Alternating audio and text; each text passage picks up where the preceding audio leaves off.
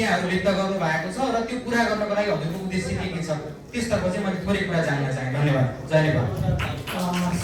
एकदमै खुसी लाग्यो, धन्यवाद व्यक्त गर्न चाहन्छु। तपाईँको प्रश्नले मलाई परिचित बनायो, किनकि मैले अगाडिको मेरो पृष्ठभूमि जानकारी गराउनु पर्ने हो। 2042 सालको सत्याग्रहपछि नेपाल विद्यार्थी सङ्घले विद्यार्थी फिस महँगीको विषयलाई लिएर नेपालभर आन्दोलन गरिरहेको थियो। जति बेला म विद्यालय पढ्दै थिएँ, पढ्दै गर्दा विद्यालय लक्ष्मी मावि लड्कुमा म पढ्ने विद्यार्थी, मेरो घर पनि त्यही हो, जन्मस्थान नै त्यही हो। पढिरहँदा चाहिँ म पनि मध्यमवर्गीय किसान परिवारमा हुर्केको छोरी। त्यो विषयले विद्यार्थी फिस महँगीको विषयले मलाई टच गर्यो, हिट गर्यो। म आन्दोलनमा आन्दोलित भएँ, सानो प्रशिक्षणपछि आन्दोलित भएँ। म चितवनको सबै विद्यालयहरूमा चाहिँ विद्यार्थीहरूको बिचमा पुग्ने कार्यक्रम गरेँ, लुकेर घुमेर पाठको निर्देशन अनुसार जाने काम गरेँ र नेपाल मावि टाढीमा गएर भाषण गर्दै गर्दै जाँदा म त्यहाँबाट रेस्ट भएँ। म रेस्ट हुँदा 14 वर्षको थिएँ। म आफ्नै परिस्थितिमा हुर्केको छोरी हो, किनकि छोरीहरू बाहिर आएर पढ्ने सहज वातावरण नभएको बेलामा हुर्केको छोरी हो म। त्यसै गरी फेरि त्यो छोरी प्रहरी हिरासतमा बसेर घर आउँदाखेरि सजिलो थिएन। त्यसपछि त्यो एउटा चेतना जागरण भएसँगै म 46 सालको जनआन्दोलनमा लागेँ। जनआन्दोलनमा लागिरहँदा त्यति बेला मैले राजनीतिशास्त्र अर्थशास्त्रमा ब्याचलर गरिसकेका थिएँ। त्यो चेतनाले मलाई समाज राजनीति भनेको चाहिँ सेवा हो भन्ने मेरो बुझाइमा आयो। म 49 देखि महिला बालबालिकाको क्षेत्रमा काम गरेको, न्याय क्षेत्रमा न्यायको लागि प्रयोग गर्ने ठाउँमा काम गरेको।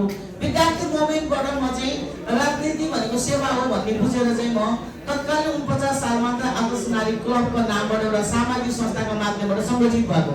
सङ्गठित हुन जति सजिलो छ त्यसलाई सञ्चालन गर्न गाह्रो छ।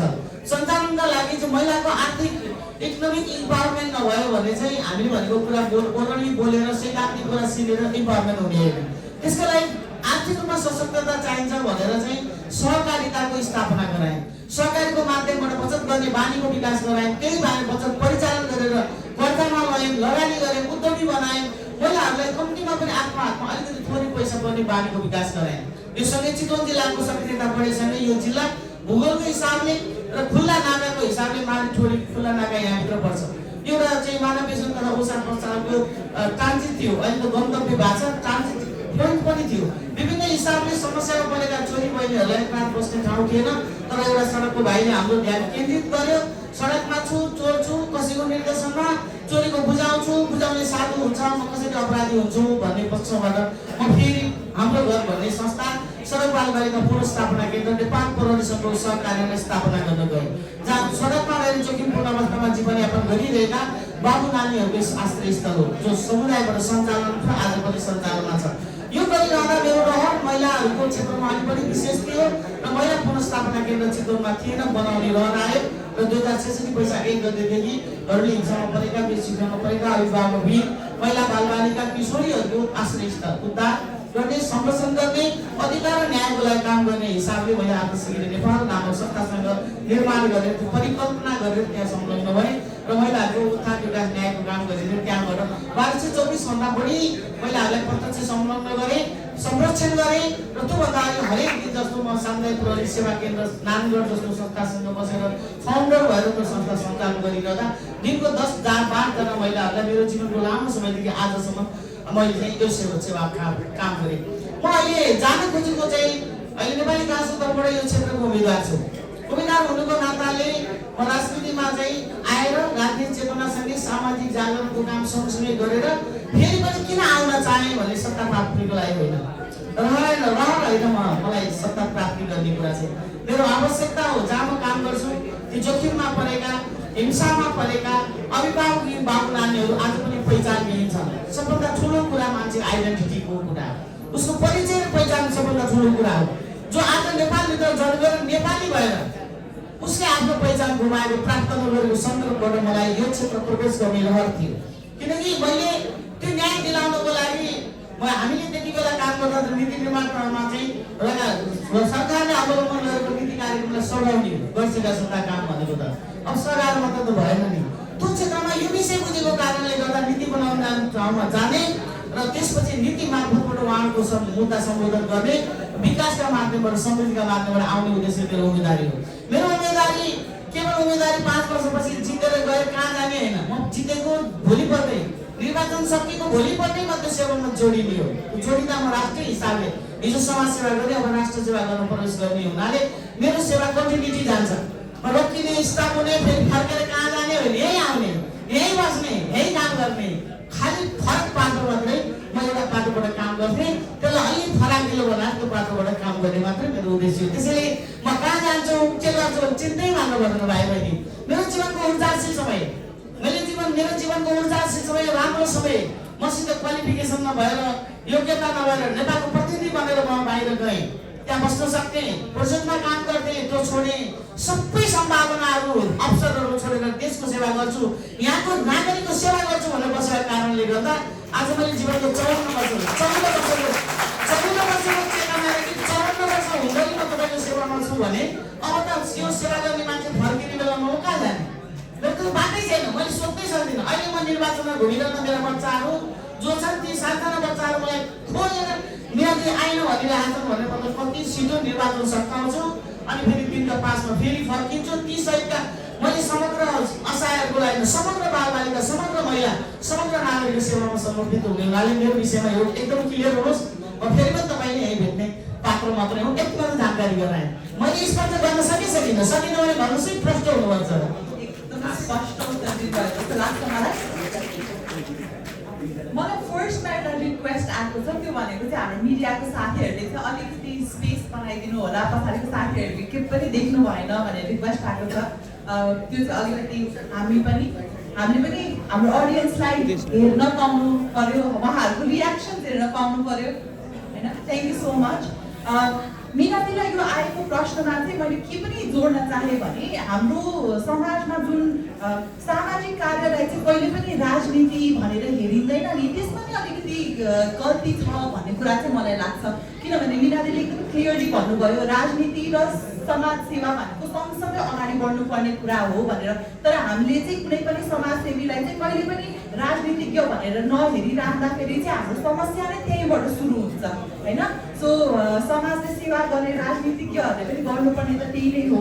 र दिदीले एउटा एकदमै राम्रो कुरा उठाउनु भएको र दिदीको एजेन्डामा पनि पर्ने र हाम्रो भिजन 10 नेपाली कङ्ग्रेसको भिजन 10 मा पनि पर्ने भनेको कुरा चाहिँ सम्मानित भएर बाँच्न पाउने नेपाल भनेर जुन छ त्यसमा हामीले एकदमै पहिचानका कुरा र कोही पनि मान्छेहरू चाहिँ हिंसा रहित जिउन पाउने अधिकारको बारेमा हामी कुरा गर्छौँ। त्यसलाई चाहिँ मिना दिदीले आफ्नो जीवनभरि नै त्यही कुरालाई अगाडि सारेर राजनीति र समाजसेवा दुइटै गर्दै आउनु भइरहेको छ भन्ने कुरामा हामी विश्वस्त छौँ। यसको सँगसँगै अब हामी दुईटा प्रश्न लिन्छौँ, एउटा यता रोबाट एउटा यता रोबाट लिँदाखेरि अलिकति समावेशी देखिएला। जय नेपाल सबैजनामा। मेरो नाम चाहिँ अपूर्वा लामिछाने। म अहिले सिएमसीमा 4औं वर्षमा अध्ययन गर्दैछु, ब्याचलर अफ नर्सिङमा। मेरो प्रश्न चाहिँ मिना खरेलज्यूसँग रहेको छ। पहिले सुरु नमस्कार भन्न चाहन्छु र मिना खरेलज्यूले अहिले महिला हिंसामा निकै निःशुल्क पैरवी गरिरहनु भएको छ। त्यसमा चाहिँ उहाँको योजनाहरू के छ, कानुनभन्दा बाहिर रहेर सामाजिक तथा प्रशासनिक योजनाहरू चाहिँ के रहेको छ भनेर चाहिँ सोध्न चाहन्छु।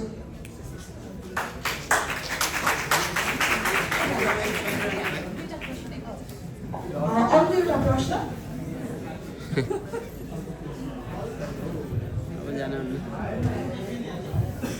म सोध्छु त्यसो भए मिनाजीलाई। मेरो प्रश्न चाहिँ हजुरले जुन एउटा समाजसेवीबाट राजनीतिज्ञ भन्दा पनि हजुरको त वीरेन्द्र क्याम्पसमा हुँदा पनि हजुर त राजनीति एउटा पृष्ठभूमिबाटै आउनु भएको हो नि त। त्यसको टाइमको राजनीति हेर्दा र अहिलेको विद्यार्थी राजनीति हेर्दाखेरि हजुरले के फरक पाउनुहुन्छ र अझै हुनुपर्ने केही छ कि अथवा भइसकेको अझै अगाडि हामी कहीँ बढेको छौँ कि भन्ने कुरा त्यसको र अहिलेको कम्पेरिजनमा हजुरले के देख्नुहुन्छ?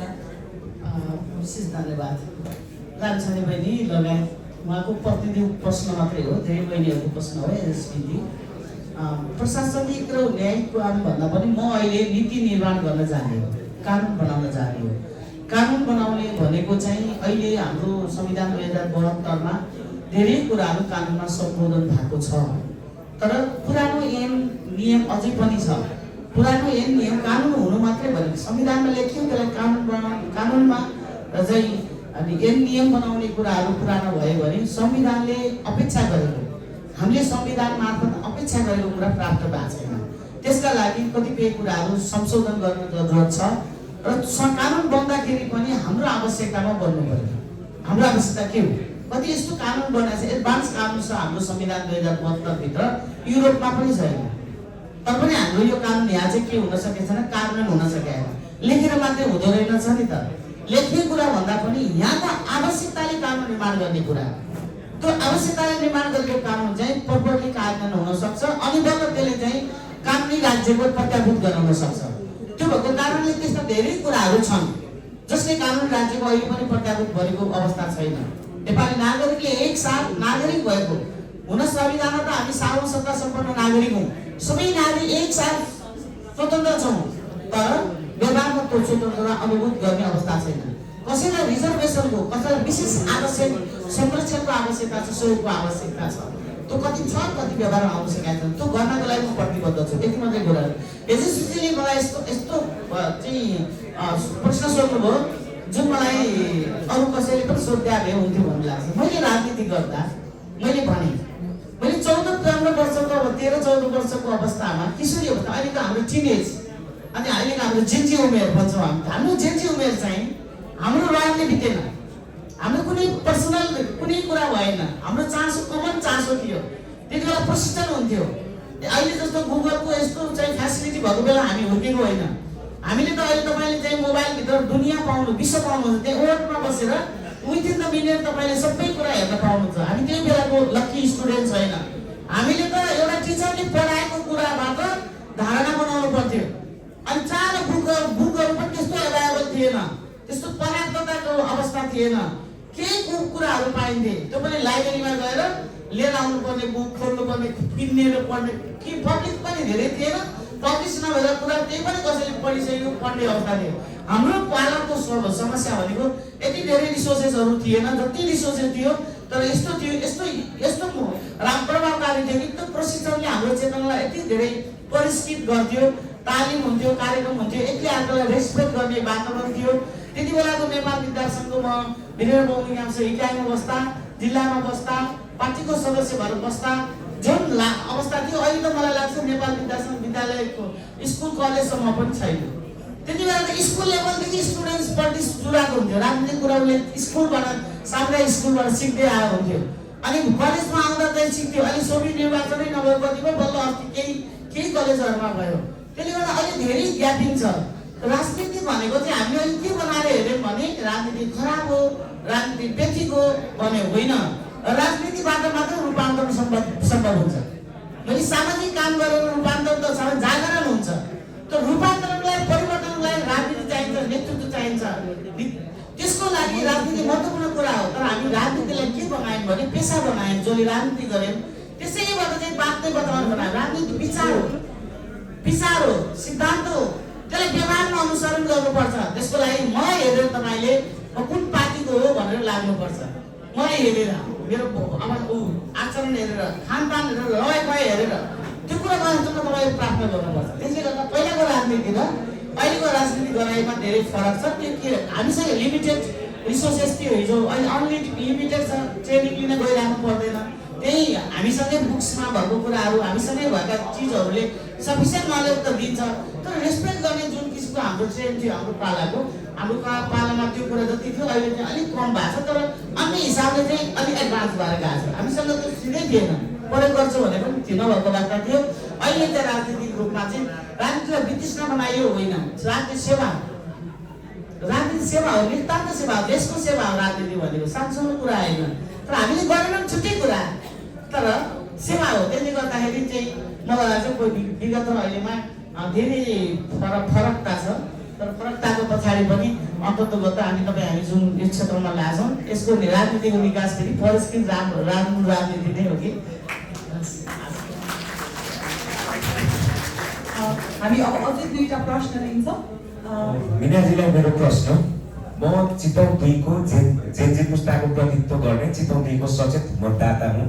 तपाईँलाई मेरो प्रश्न, तपाईँले यहाँले राजनीतिलाई सेवा हो भनिरहँदा आज राजनीति जसरी पपुलिस्टहरूको लागि उदाउने एउटा माध्यम बनिरहेको छ, नैतिकता हराएकाहरूको लागि एउटा साधन र साध्य बनिरहेको छ राजनीति, कतै आफ्नो सिङ्गो जीवन नै समाजको लागि समर्पित गरिरहेका मीना कुमारी खरेल जो हजारौं बालबालिकाहरूको आमा र सयौं पीडित हिंसाबाट पीडित महिलाहरूको मीना दिदी बनेर चाहिँ समाज सेवामा एउटा अब्बल भूमिका देखाउन सकिरहँदा कतै आजको यो दूषित राजनीतिले तपाईँलाई असफलता बनाउने होइन?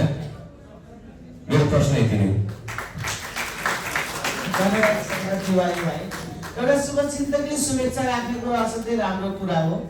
हरेक क्षेत्रमा चाहे समाज सेवामा होस् चाहे राजनीतिमा होस् त्याग समर्पण आवश्यकता हुन्छ।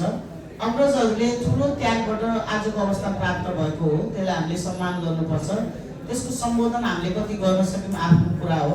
त्यसैले गर्दा म चाहिँ किनभने यो लोभ मोहमा छैन आज पनि, किन मलाई त्यति धेरै कुराहरू चाहिँ एकदमै स्टोरेज गरेर राख्नुपर्छ, सङ्कलन गर्नुपर्छ। मेरो छोरा छ, छोरी छ, त्यसले के खाला, त्यसले के लाउला, मलाई त्यो पिर छैन। मसित छोराछोरी छन्, फेरि पिर छैन, रातको पिर छ, कमन पिर छ फेरि मेरो, होइन? मेरो तपाईँहरूको भन्दा यतिटा मात्रैको पिर छ भने मेरो हजारहरूको पिर त पिर छ। तर त्यो पिरसँग म चाहिँ त्यति धेरै मैले गएर म राजनीतिमा गएर कमाउनको लागि त्यहाँ जाने भएको कारणले गर्दा मैले घोषणा गरेको छु, म निर्वाचित भएर जितिसकेपछिको मलाई राज्यले केही सुविधा दियो भने त्यो सुविधा चाहिँ यहाँको असहाय अनाथहरूको लागि खर्चिन्छु भनेको छु जब भने। अनि मैले त्यहाँ गरेको फेरि म बिग्रिन्न, म सकेसम्म सपार्ने प्रयत्न गर्छु कि सपार्ने प्रयत्न गर्छु। त्यो प्रयत्नका लागि म प्रयत्नशील रहिरहन्छु। सके एक्लै मात्रै सबै कुरा गर्न सकिँदैन, त्यसमा राम्रा मान्छेहरू पनि छन् अझै, हामीले नदेखेर परिस्थिति नभएर मात्रै हो। ती राम्रा मान्छेहरू अहिले नेपाली काङ्ग्रेस धेरै आमूल परिवर्तन भएर आएको कुरा सबैलाई थाहा छ। त्यो परिवर्तन कसैले कसैले राम्रो चाहने हो त गर्नै पर्छ। म त्यहाँबाट भाग्ने एक गर्ने कुरा हुन सक्दैन। तपाईँले भनेको तपाईँको चिन्ता सकारात्मक हो, म त्यहाँ गएर बिग्रिने कुरै छैन, बिग्रिन्न। मैले चाहिँ अझ धेरै राम्रो काम गर्नुपर्छ, किनकि तपाईँले यति अपार माया मलाई त्यही सेवाको कारणले गर्नुभएको छ। धन्यवाद। धेरै धेरै धन्यवाद। एउटा प्रश्न म सोध्न चाहेँ मीनाजीलाई, यो अलिअलि यही समाज सेवाको कुरा गर्दै गर्दाखेरि दिदीले अहिले खोल्नु भएको अहिलेसम्मको अर्गनाइजेसन इन्स्टिट्युसनहरूको नाम चाहिँ आदर्श क्लब, आदर्श नारी बचत, आदर्श गृह जस्तो भइराख्यो। अनि फेरि हाम्रो यही क्षेत्र चाहिँ हाम्रो लोकतन्त्र सबैभन्दा बढी अभ्यास गर्ने गत 3 वर्षमा होइन 3 चोटि निर्वाचन हुन लागिसक्यो यही क्षेत्रमा। सो यो आदर्श र यो तपाईँको क्षेत्रबाट जति पनि लाभान्वित हुनुभएको मतदाता अथवा बासिन्दाहरू हुनुहुन्छ, उहाँलाई चाहिँ हजुरले अब हुन गइरहेको निर्वाचन, यो लोकतन्त्रको अभ्यास र यो आदर्श भन्ने शब्दलाई चाहिँ कसरी जोड्नुहुन्छ? जति बेला नेपालमा चाहिँ हामीले पढि विगत हेऱ्यौँ, नेपाल महिला सङ्घ स्थापना हुनुभन्दा अगाडि मङ्गलादेवी सिंह र आदर्श समाज नेपाल रेवती दमन उसको पालामा रेवन्त कुमारी आचार्यले चाहिँ आदर्श समितिका नामबाट प्रवासमा बसेर एउटा महिला अभियान चलाउनु भएको थियो। हामीले पढ्दाखेरि रेवन्त कुमारी आचार्यले चाहिँ प्रवासमा बसेर एउटा समिति मार्फतबाट आदर्श समिति भनेर चलाउनु भएको थियो। यता मङ्गलादेवी सिंहले चाहिँ नेपाल महिला सङ्घको प्रारम्भ गर्नुभएको थियो। पर्ची यो मर्च भएको देखिन्छ। त्यो समितिको कन्सेप्ट चाहिँ महिलाहरूको विकासको कुरा थियो। हामीलाई त्यति बेलाको चाहिँ हामीले बुझ्दाखेरि चाहिँ त्यो आदर्श समितिलाई यसरी 2046 सालको सुत्परान्तपछि हामी संस्था खोल्न जाँदै थियौँ। त्यति बेला चाहिँ हाम्रो बुझाइमा चाहिँ आदर्श समिति भनेको त्यसले त्यहाँ बसेर महिलाहरूको गरेको कुरासँग चाहिँ आफ्नो नाम पनि आदर्श, आफ्नो संस्थाको नाम चाहिँ आदर्श राख्ने जमर्को गऱ्यौँ। र हामी कति आदर्श पनि समाजले जान्ने कुरा हो, होइन? आदर्श हुन सजिलो कुरा होइन रहेछ, होइन? नौनीलाई चाहिँ तपाईँले चाहिँ पकाएर यति कठिनाइमा पकाएर बल्ल महँगो बसाउने घिउ भन्छ, त्यो सजिलो त होइन नि। हामी त्यहाँ अझै खारिँदैछौँ, टिल नाम हामी त्यही काम गरिरहेका छौँ। तर चाहिँ हाम्रो चाहिँ त्यो नाम चाहिँ आदर्श चाहिँ त्यो लोकतन्त्र भनेको पनि विधिकै शासन हो। लोकतन्त्र प्रजातन्त्र भनेको विधिको शासन भएको कारणले मेरो निर्वाचन क्षेत्रका मतदाताहरू सचेत पनि छन्। यसलाई चाहिँ यो दुइटै कुरा सेवाको कुरा भएको कारणले गर्दाखेरि चाहिँ हाम्रो नाम राख्नुको पछाडि चाहिँ त्यति बेलाको आदर्श महिला समितिले गरेको काम चाहिँ त्यो नामसँग चाहिँ हाम्रो अलिकति उनीको काम राम्रो लागेको कारणले गर्दाखेरि हामी त्यसलाई चाहिँ अलि अनुसरण गर्न पनि खोजेका हौँ, होइन? त्यसपछि अहिलेको निर्वाचन क्षेत्र भनेको दुई पटकभन्दा अगाडि कसरी निर्वाचित हुनुभयो त्यो भूगोलमा चाहिँ अहिले पनि यति कठिनाइको भूगोल छ जहाँ आम नागरिकले न्यूनतम आधारभूत आवश्यकता पनि प्राप्त नगरेको भूगोलमा अब मतदाता सचेत भएका छन्। लोकतन्त्र र प्रजातन्त्र संरक्षणका लागि कोही एउटा व्यक्तिलाई पटक पटक चाहिँ निर्वाचित गराउने अनि चाहिँ त्यो संस्था त्यो क्षेत्र चाहिँ प्रतिनिधिविहीन हुने काम चाहिँ अब जनताले गर्दैनन्।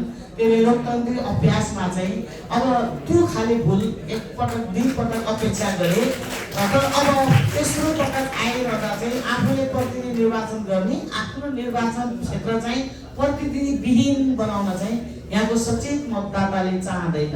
त्यसले गर्दा त्यहाँबाट नै फेरि विधिको शासनको प्रारम्भ हुन्छ भन्ने मलाई लाग्छ। धेरै धेरै धन्यवाद दिदी। हजुर एउटा अन्तर्वार्तामा पनि भनेको मैले सुनेको थिएँ यसपालि मीना खरेलको प्रतिनिधित्व चाहिँ यो पहिला सांसद यहाँ काम गर्न पाउनु भएन त्यसैले म यसपालि यहाँको प्रतिनिधि बनेर अगाडि जान चाहन्छु भनेको कुरा यसको लागि धेरै धेरै शुभकामना दिए हजुरलाई पनि। अब हामी फेरि दुईटा प्रश्न लिन्छौँ कसैको प्रश्नहरू छ हामी लास्ट दुईटा प्रश्न लिइसकेपछि हामी निर्वाचनको अन्तिम समय भएर एक ठाउँमा नेपाली काङ्ग्रेस साथीहरू अग्रजहरूको भेटघाट कार्यक्रम छ। तपाईँले अहिले आउँदा ढिला भयो भनेर रिसाए चाहिँ त्यहाँ अहिले निर्वाचनको प्रति रिसायो भने गाह्रो त म धन्नै पौने घन्टा जति तपाईँहरूसँग व्यतीत गरिसकेँ। मलाई प्रश्न गर्न छ भने अब एकदमै छोटो मेरो भाव बुझ्नु भएको छ। मेरो धेरै जसो प्रश्नको उत्तर आउने गरेर मैले प्रारम्भमा केही कुरा भनेको छु।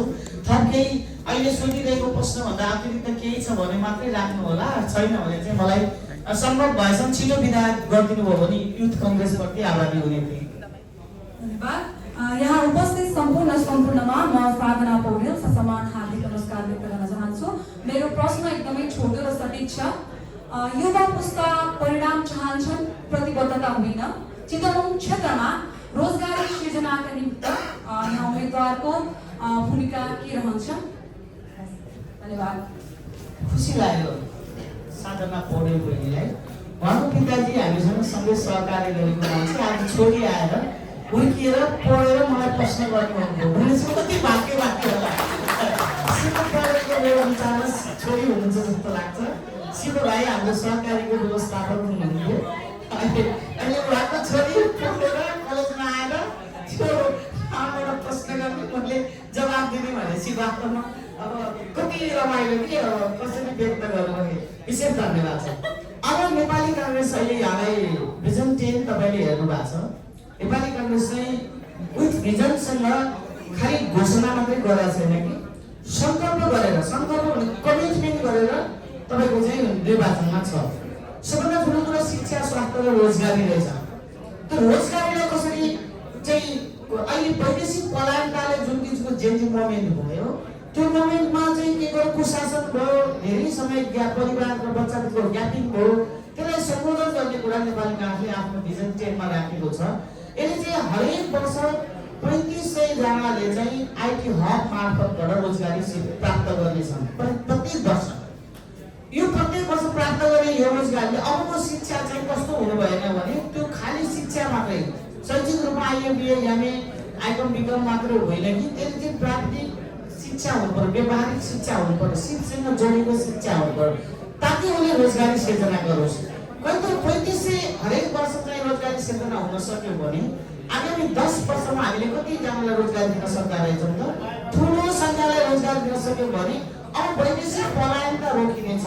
किन युवाहरूले यो देशमा भविष्य देख्नेछन्, सुरक्षित रूपमा यो देश बस्ने युवाको रहेको देश बन्नेछ। त्यसैले गर्दाखेरि रोजगारीका विषयमा चाहिँ नेपाली काङ्ग्रेसको भिजन 10 तपाईँहरूले यहाँ छलफलमा आइराखेको विषयसँग जोडिएको विषय छ। त्यसले रोजगारीलाई चाहिँ एकदमै प्राथमिकतामा राखेर अहिले राष्ट्रिय युवा नीतिका मार्फतबाट त्यसलाई सम्बोधन गर्ने, युवाको पलायनता रोक्ने कुरामा चाहिँ नेपाली काङ्ग्रेस स्पष्ट छ। त्यसकै उम्मेदवारहरूको कारणले त्यो भिजन 10 सँग मेरो पनि त्यो प्रतिबद्ध सङ्कल्प छ। किनकि त्यसपछि कारणले यो जिल्लामा यो भूगोलमा भएको समस्यालाई एड गरेर मेरो सङ्कल्प पत्रमा घोषित छ। त्यसैले गर्दाखेरि सबै कुरामा नेपाली काङ्ग्रेसको सबै दृष्टिकोणहरू कम्प्लिट एकदमै प्रष्ट छ कि त्यसले गर्दा एउटा विचारसँग देश हाँक्ने भए नेपाली काङ्ग्रेसको विचार प्रष्ट छ। त्यो अब तपाईँहरू चाहिँ प्रष्ट भएर चाहिँ मतदानको बेलामा तपाईँ जेन्जी उमेरका भाइ बहिनीको काममा अहिले तपाईँले गरेको रूपान्तरणबाट 84 मा हुने यो चाहिँ निर्वाचन 82 मा भएको छ। अब तपाईँ चाहिँ भोट दिनु भएन। तपाईँहरू चाहिँ हामीलाई प्रश्न गर्ने तपाईँसँग नै हरेक नागरिकसँग जिम्मेवारी छ, किनकि तपाईँ गणतान्त्रिक नेपालको नागरिक हो। तपाईँको जिम्मेवारी भनेको आफ्नो चाहिँ मतदाता आफ्नो चाहिँ पत्नी कस्तो छान्ने भन्ने कुरामा पनि तपाईँहरू एकदम लाग्नुपर्छ। यही उमेरका भाइ बहिनीहरूमा बिचरा धेरै कुरा चाहिँ आइरहेको छ। तपाईँहरू एकदम प्रष्ट लाग्नुहोस्। यति मात्रै निवेदन गर्न चाहे। धन्यवाद, नमस्कार। जय नेपाल। हामी